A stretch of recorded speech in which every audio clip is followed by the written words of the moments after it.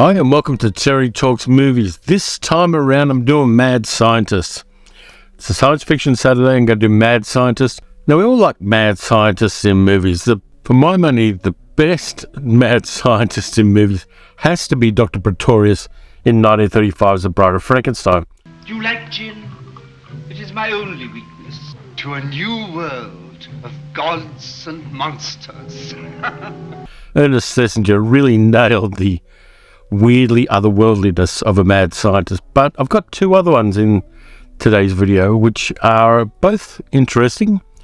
One's a little more grounded than the other, but they're both worth checking out. And at the end of the video I'm going to show you my latest movie haul, not the stuff that has been sent to me by other people, but a bit of a birthday haul I got early. My birthday's not until the 17th of April. I got some of this stuff on my birthday and I just thought I'd share it with you and share what I thought about it.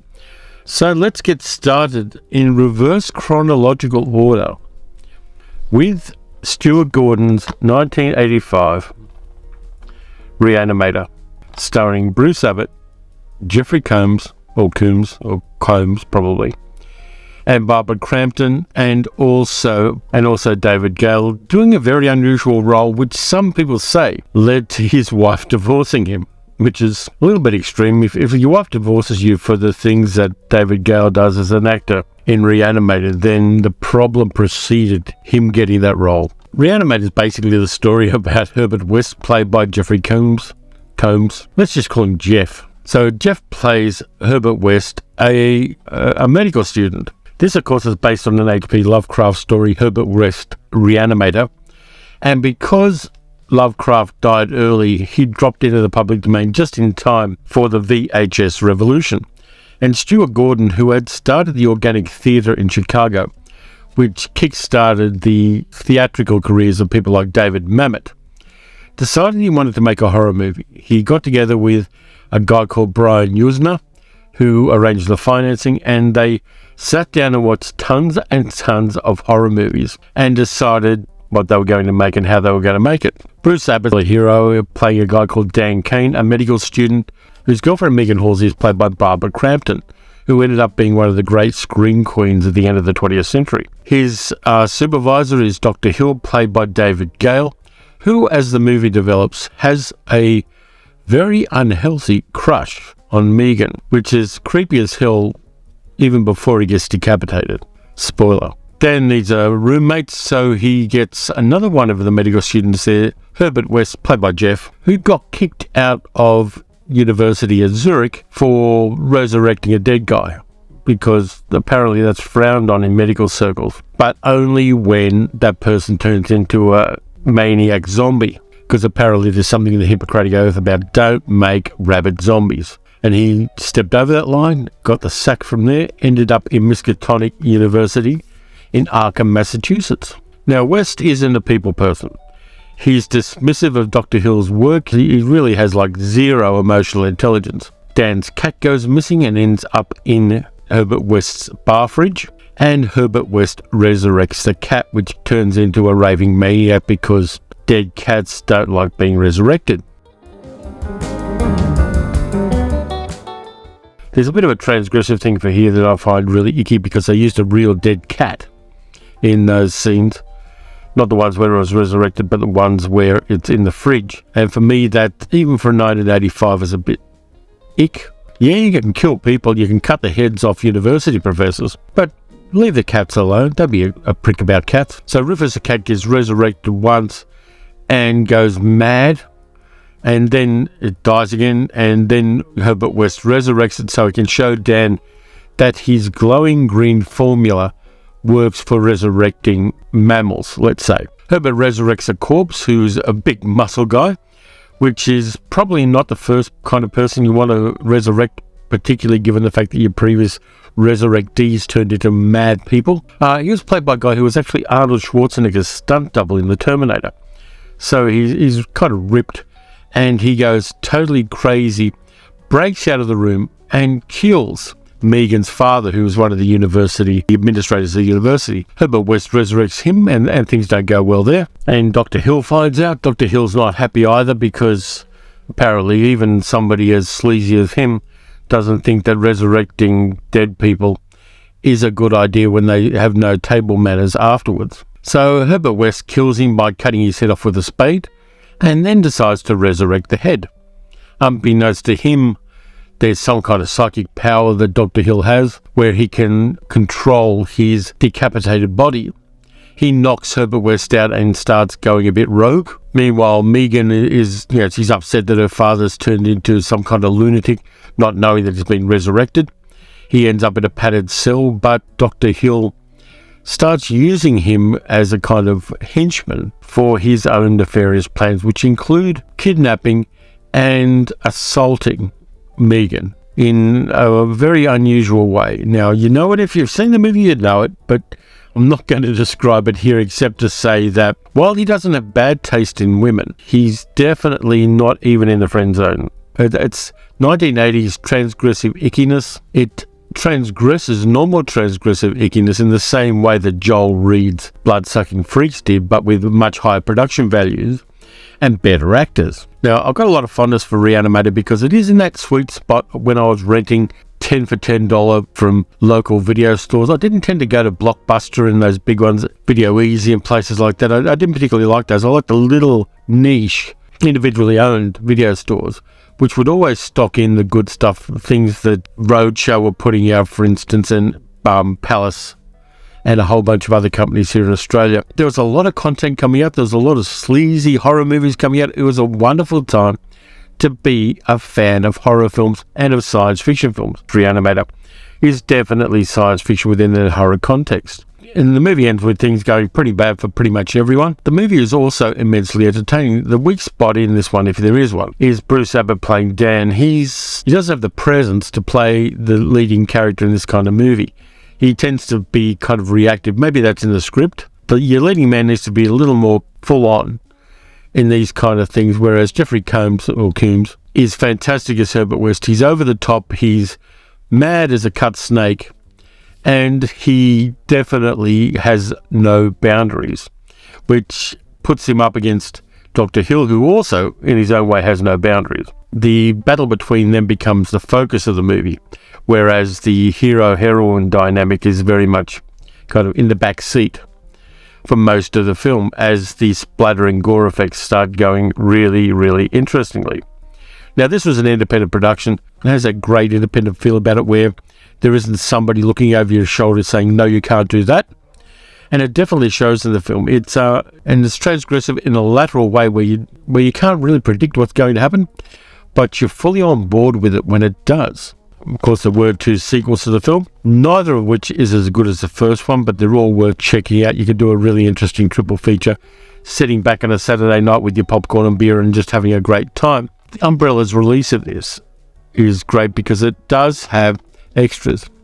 It's got a commentary with the director Stuart Gordon, Brian Usner, the producer, and Jeffrey Combs, Barbara Crampton, Bruce Abbott, and Robert Sampson, who was one of the other actors in there. There's a Re-Animator Resurrectus documentary, 16 extended scenes, and a deleted scene as well, so it's definitely good. This one is Region B, but having said that, I'm sure there are some great other region ones out here.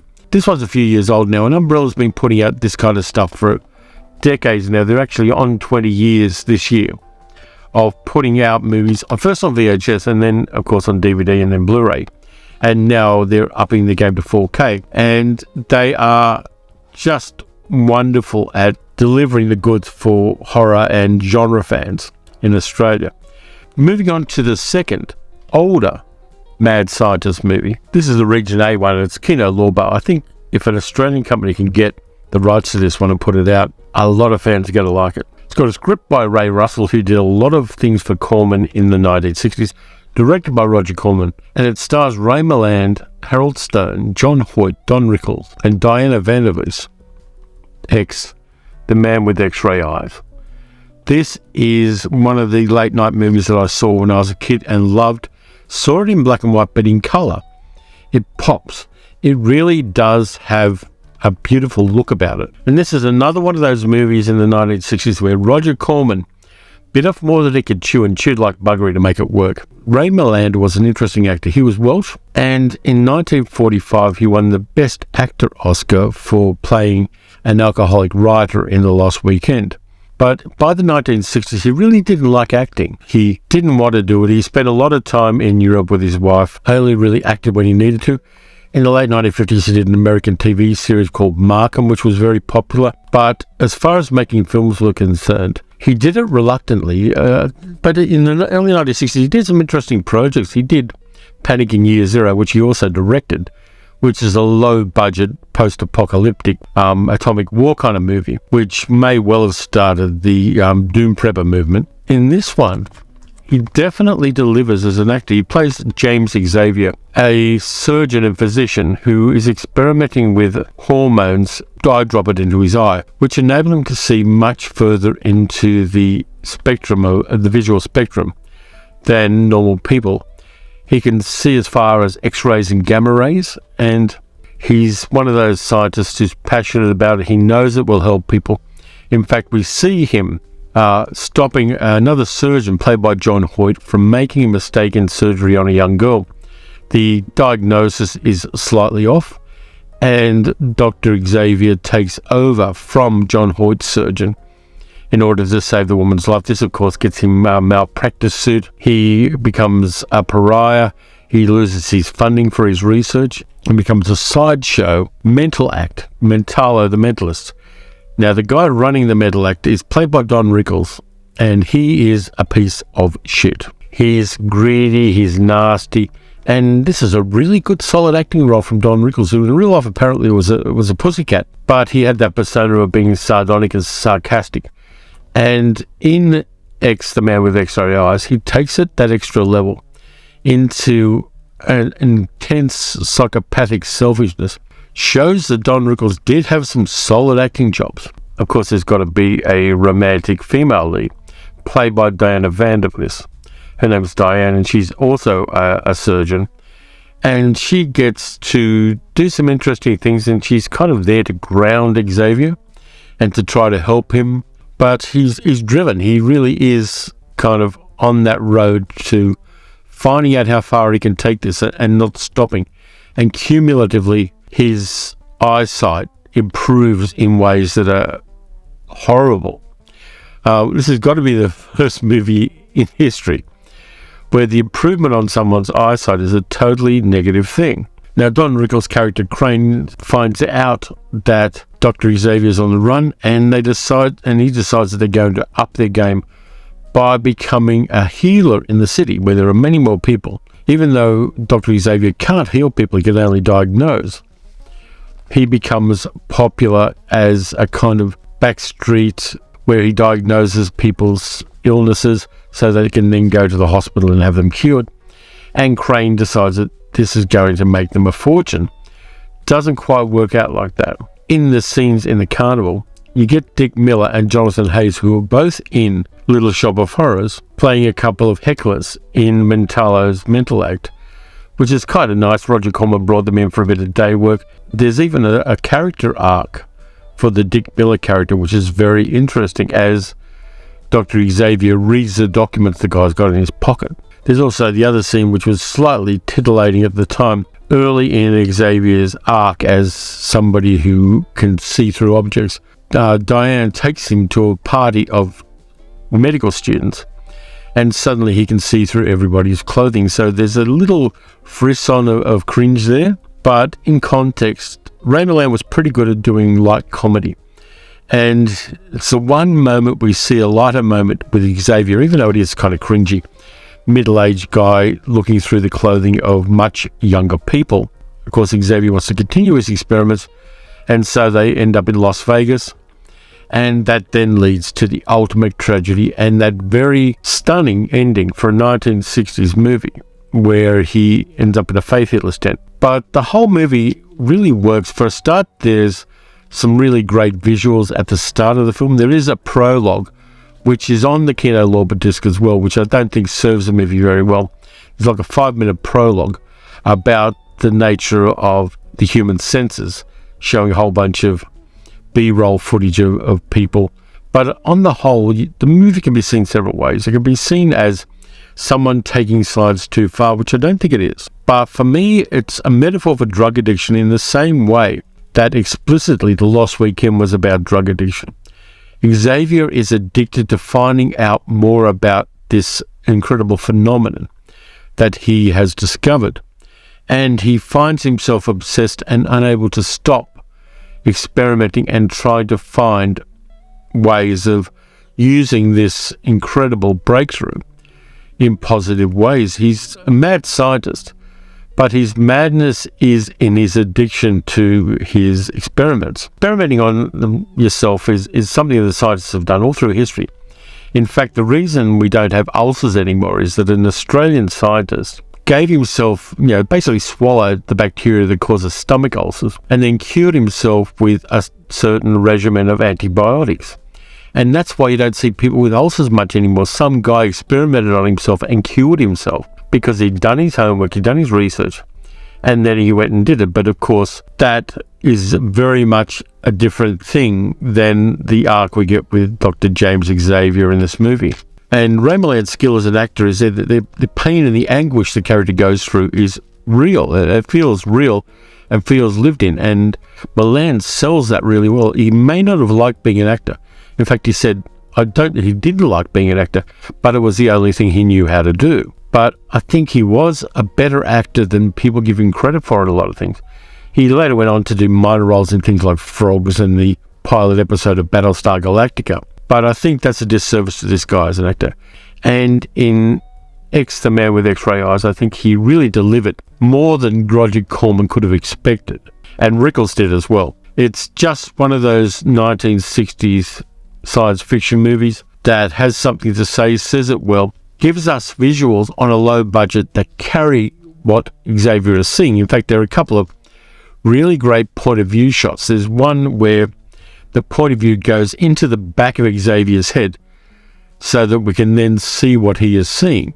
And I like the fact that Corman did that. The movie is visually inventive in showing us what at that stage was unshowable. Roger Corman at one stage was thinking about redoing the special effects of this movie and re-releasing it using modern computer-generated imagery. And that would have been something special. I think it would have worked. The fact that Corman wanted to do that and the fact that he found this one of his favourite among his own movies means that it's really a great film to watch again. And I'm very glad that I've got this.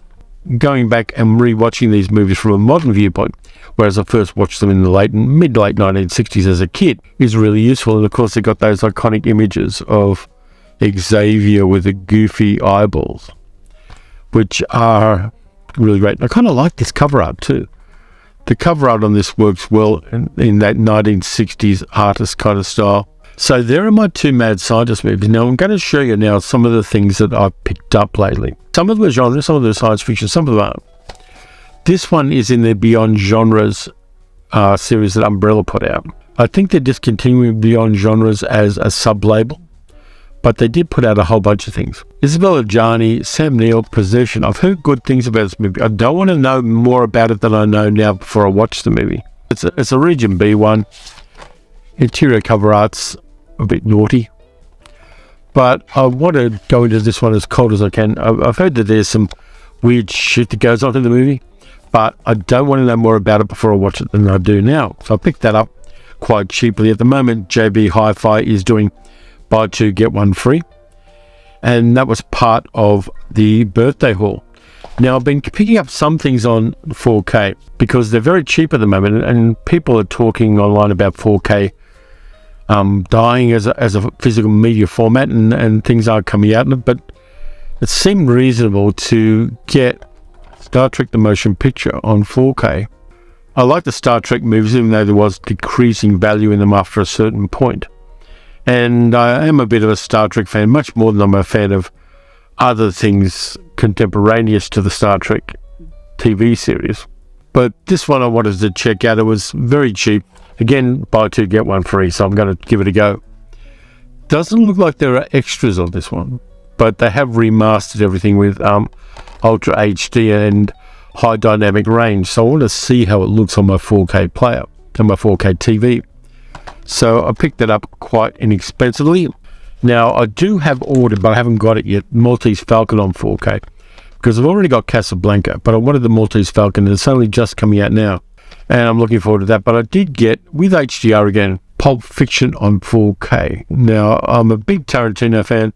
One of my 24-hour movie marathons was watching all of Tarantino's films. Getting Pulp Fiction on 4K, and this one's got a few extras in it. What are the special features? Not the usual mindless, boring, get-to-know-you chit-chat. Here are some facts on the fiction and an enhanced trivia track. So we'll see how we go with that, but I'm kind of glad I got Pulp Fiction on 4K. Also picked up an even older film from the 1950s, George Stevens' Giant, with Rock Hudson, Elizabeth Taylor, and James Dean. Got that on 4K because it's a movie I didn't have in my collection, but I think it's a very big, important film from the 1950s, particularly the fact that it was James Dean's last role, I think it was, but really looking forward to re-watching that one, which I may have to put some time aside because it is a fairly long film.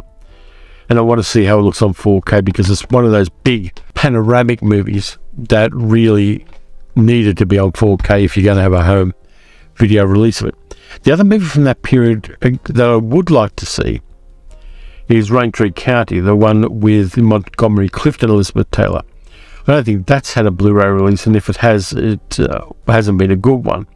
But I would love to see a movie like that on 4K. This one came in. I told you I was going to buy this one, and it finally came in from eBay. The 10th Victim. Elio Petri's The 10th Victim. I watched this yesterday and today. I watched half and half of it yesterday and today. Cool science fiction. Marcello Mastroianni, Ursula Andress, Elsa Martinelli, groovy Italian science fiction based on a Robert Shickley short story and later made into a novel. But this is beautifully visually inventive. Morricone's soundtrack to it is just 100% groovy. I watched it yesterday and I just loved the sumptuousness of the world building in this one, where the Pope is an American. It's a world where hunting people is seen as a safety valve so that wars don't happen. It really is a groovy movie, pop art masterpiece. I just love this one, and I will watch it again in the future. It's not from Umbrella again. It's an Ernst Lubitsch movie, an early Ernst Lubitsch movie, probably pre-code. Definitely pre-code. The Smiling Lieutenant with Maurice Chevalier, Claudette Colbert, and Miriam Hopkins, even though it does say Hopkins with a B on the cover of the Umbrella release. But I haven't seen this Lubitsch film. I've got a whole bunch of other Lubitsch movies I need to watch, including this box set from Eureka. Ernst Lubitsch movies, but it's from 1918 to 1921, called Lubitsch in Berlin. I really want to watch this one as well. But The Smiling Lieutenant with Maurice Chevalier, bit of fun. Picked it up for like $10. And I want to hit more pre-code movies. And this seemed a good place to start. Now, the last thing I've got is something that's out of print now. I only find it at JB Hi-Fi, and I had to order it online because my local store didn't have it. It's one of the big box set things that Imprint have put out. On the Beach. I finally got a copy of On the Beach. The movie, of course, Gregory Peck, Fred Astaire, Ava Gardner, Anthony Perkins. And inside the box, there is the Blu-ray of the movie, and a documentary about the making of it and the author of the original novel, Neville Shute, a thing called Fallout. So you get that as a second disc. There is a great booklet with a lot of images. There are wardrobe tests with Ava Gardner in it.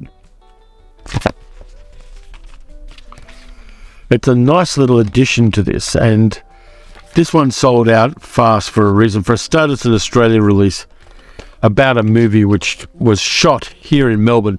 Not my side of the bay, but the other side of the bay, around Frankston mostly, and also in the middle of Melbourne's CBD. Interestingly enough, when my friend Morris and I meet for our coffee catch-ups in the city whenever we can get away, we actually meet at one of the locations for On the Beach, the Melbourne GPO, the main post office in Melbourne, which is no longer the main post office. That's where Morris and I meet up for coffee every month or two when we can get away.